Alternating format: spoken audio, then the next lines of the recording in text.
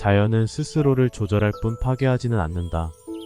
사람이 문명의 인간이 자연을 허물고 더럽힌다. 인간과 자연의 조화를 도외시한 무절제한 산업화와 도시화로 인해 인간 생활의 원천인 신선한 공기와 맑은 물이 말할 수 없이 오염되어 가고 있다. 거대한 물질의 더미에 현혹되어 천혜의 고마운 자연과 환경을 사람의 손으로 파괴하고 있는 어리석은 오늘의 현실이다. 자연은 우리 인간에게 아득한 옛적부터 많은 것을 아낌없이 무상으로 베풀어 오고 있다. 맑은 공기와 시원한 바람, 밝고 따뜻한 햇살과 천연의 생수와 강물, 침묵에 잠긴 고요. 별이 빛나는 밤하늘, 논밭에 기름진 흙, 아름답고 향기로운 꽃, 사랑스럽게 지저귀는 새들의 노래, 그리고 생기에 넘치는 숲, 온종일 주어 섬긴다 할지라도 자연의 혜택을 말로는 다 할 수 없을 것이다. 이와 같은 자연의 은혜에 대해서 우리들 인간의 대부분은 감사할 줄을 모르고 당연한 것으로 받아들인다. 우리 곁에 이런 자연의 은혜가 없다면 잠시도 살아갈 수 없는 처지인데도 현대인들은 고마운 자연 앞에 너무도 무감각하다. 그저 많은 것을 차지하면서 편리하게만 살려고 하는 약삭빠르고 탐욕스러운 현대인들은 혹심하게 빼앗겨 앓고 있는 자연의 신음소리를 듣지 못한다. 인간과 자연은 빼앗고 빼앗기는 약탈과 주종의 관계가 되어서는 안 된다. 자연은 인간에게 있어서 원천적인 삶의 터전이고 배경이다. 문명은 우리가 살아가는 데 있어 하나의 도구이고 수단이지 최후의 목적이 될 수는 없다. 자연과 인간은 어머니와 자식의 관계로 회복되어야 한다.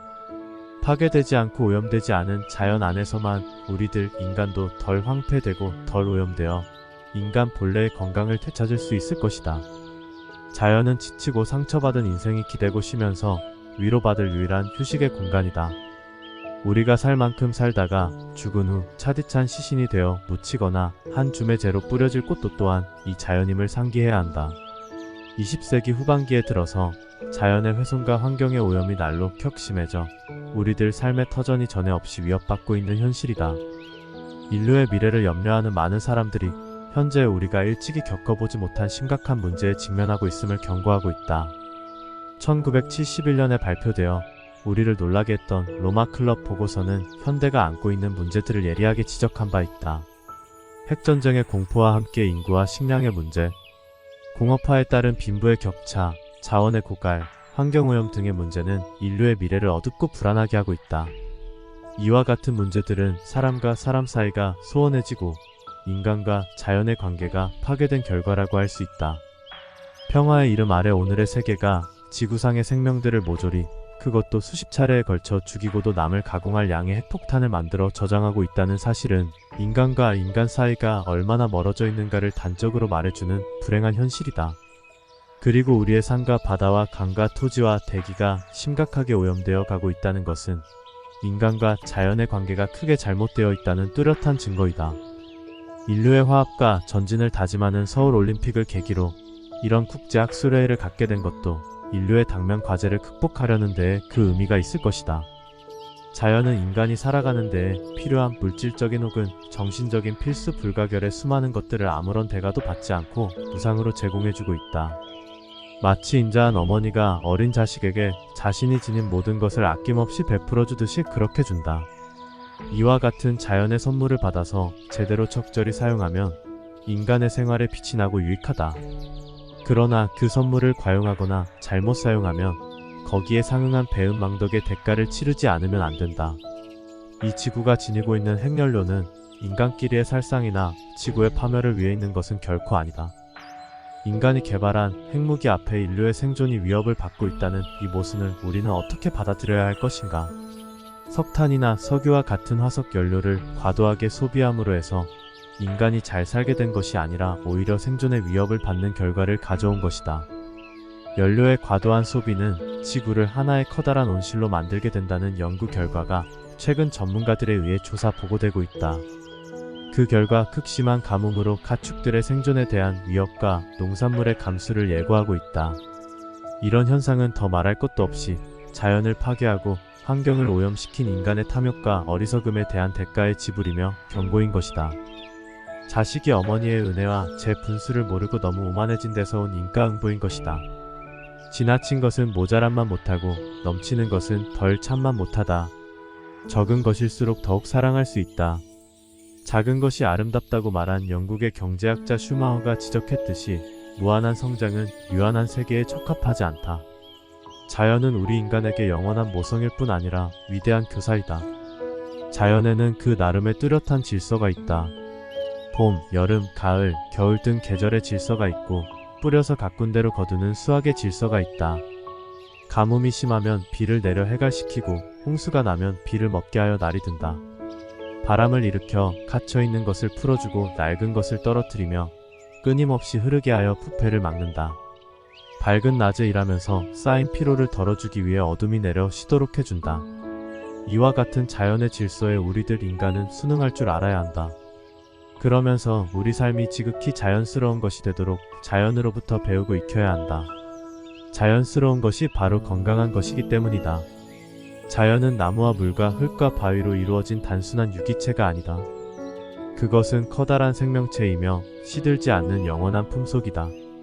자연에는 꽃이 피고 지는 자연현상만이 아니라 거기에는 시가 있고 음악이 있고 침묵이 있고 사상이 있고 종교가 있다.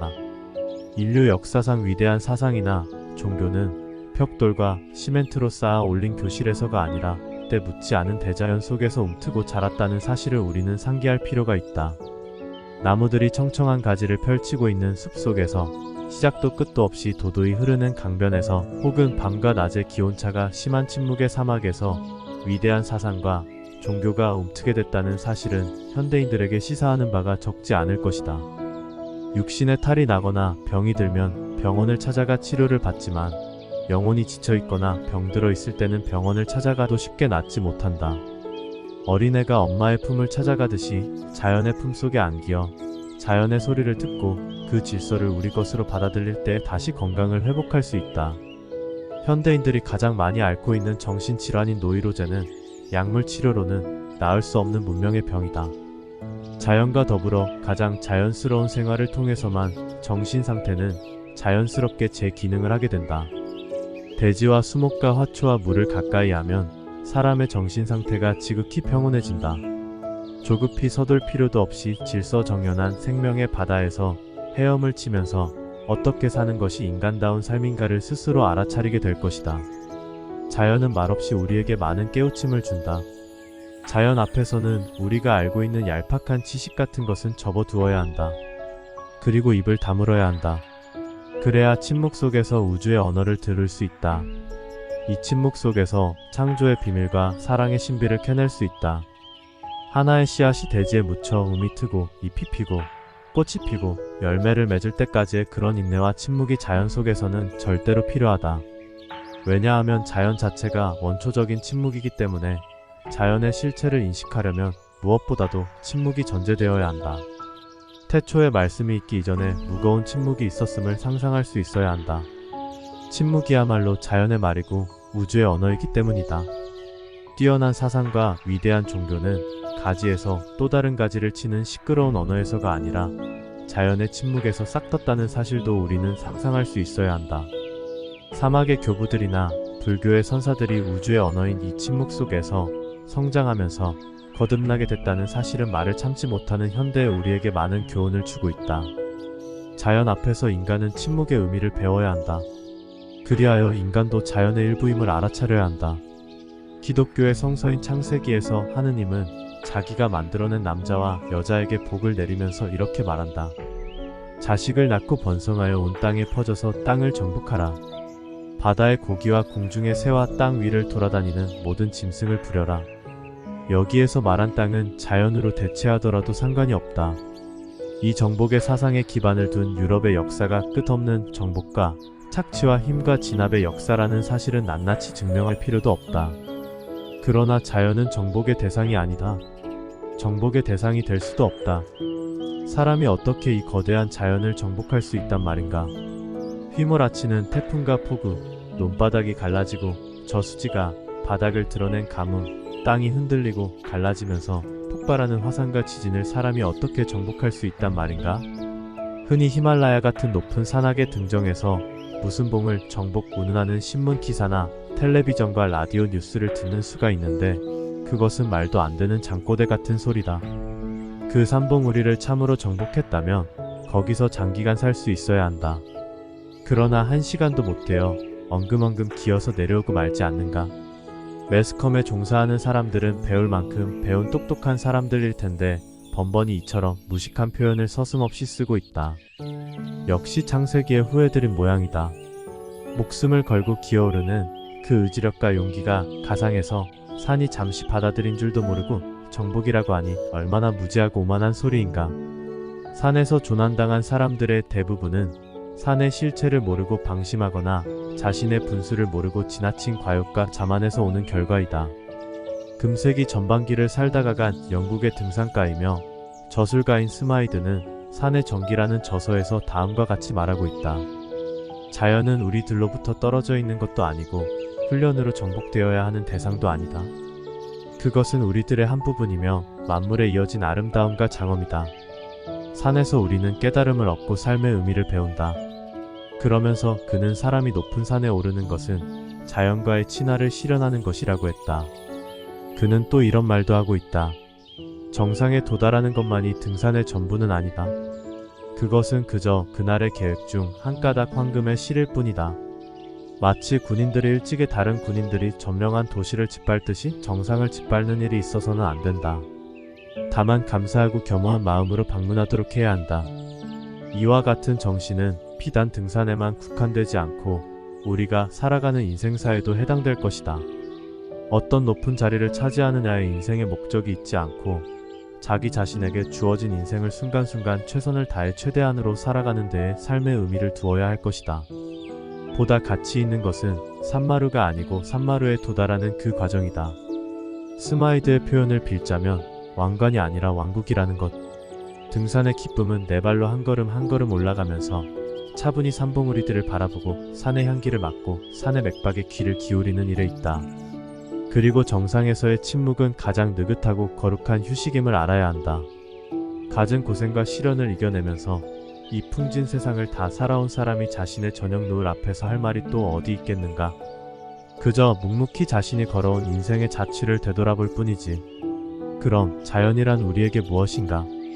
그냥 있는 땅이 아니라 우리 모두의 과거와 현재와 미래에 걸친 삶의 터전이다.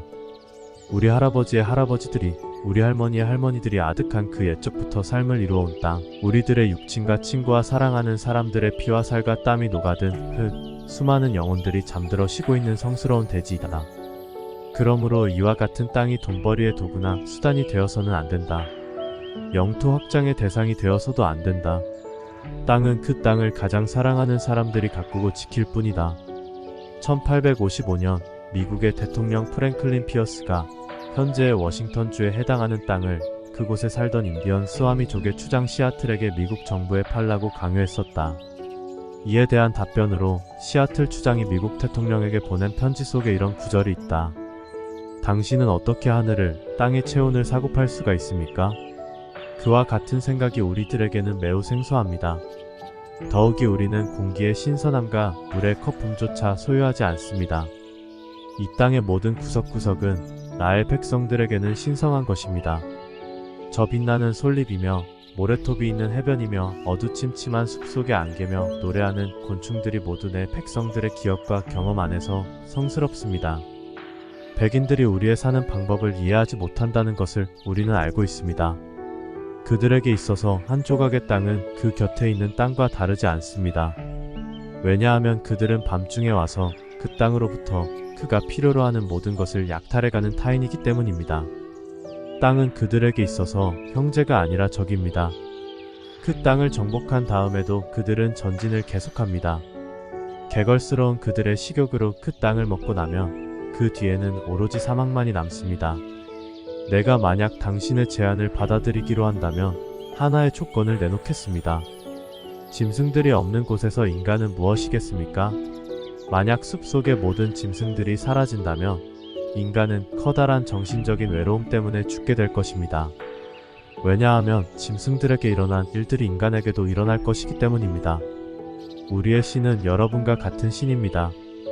그의 연민은 백인과 인디언들에게 한결같습니다. 이 땅은 그분에게 소중합니다. 그러므로 땅을 해롭게 하는 것은 그분을 모독하는 것이 됩니다. 백인들 또한 소멸될 것입니다.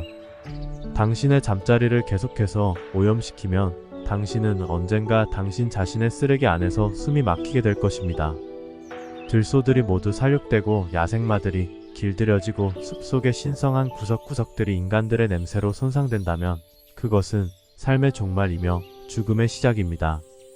마지막 인디언들이 이 땅으로부터 소멸되고 오직 광야를 가로질러 흘러가는 구름의 그림자만 남을 때 그때에도 이 해변과 숲들은 내 백성들의 정신을 간직하고 있을 것입니다.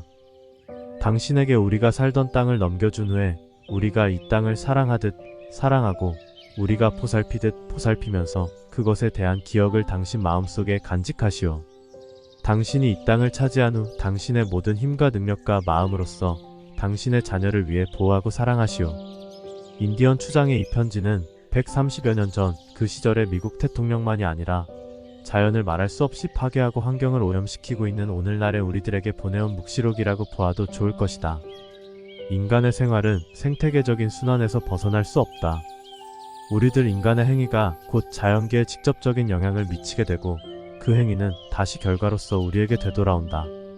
이런 현상이 인과의 법칙이고 우주 질서이다. 이제 우리들은 생각을 바꾸어야 한다. 인간의 철저한 내적 변화만이 이와 같은 파국을 극복할 수 있기 때문이다. 근본적인 해결을 위해서는 인간의 맹목적이고 타성적인 생활 습관의 일대 변화가 와야 한다. 무엇보다도 잘못된 것은 우리가 현재의 생활 방식을 정상적인 것으로 착각하고 있습니다. 소비를 미덕으로 여기는 현재의 생활 방식은 역사적으로 볼 때 지극히 근래에 이루어진 일이다. 인간과 자연 사이에는 새로운 관계가 맺어져야 한다.